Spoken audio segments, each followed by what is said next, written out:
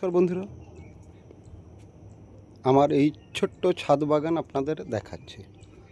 তো এই ছাদ বাগানে দেখুন বেগুন হয়েছে, অনেকগুলো বেগুন হয়েছিল, আমি তুলে নিয়েছি।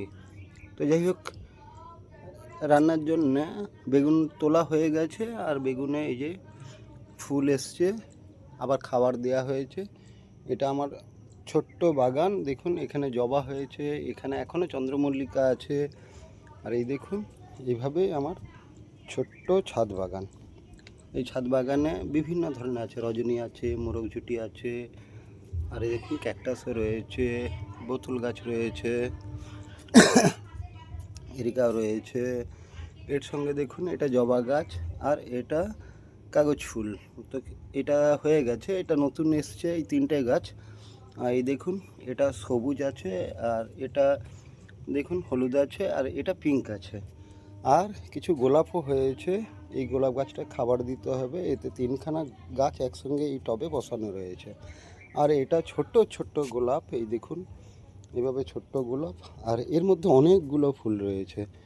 এর মধ্যে রয়েছে আপনার টগর রয়েছে, তারপরে আপনার স্থলপদ্ম রয়েছে। আর এখানে আরেকটি গাছ রয়েছে, এটা দেখুন প্রজাপতি গাছ।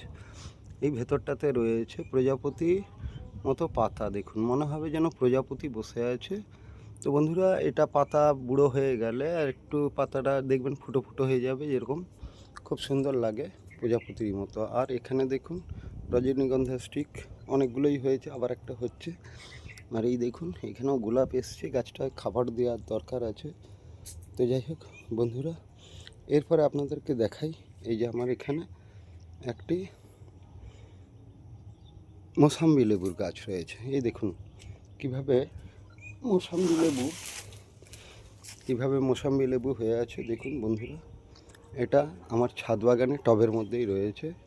এভাবেই মোসাম্বি গাছ গত বছরও হয়েছিল। এই দেখুন গোড়াতেও রয়েছে মোসাম্বি। দেখুন বিভিন্ন জায়গায় মোসাম্বি হয়ে রয়েছে, এইভাবে থোকা থোক মোসাম্বি।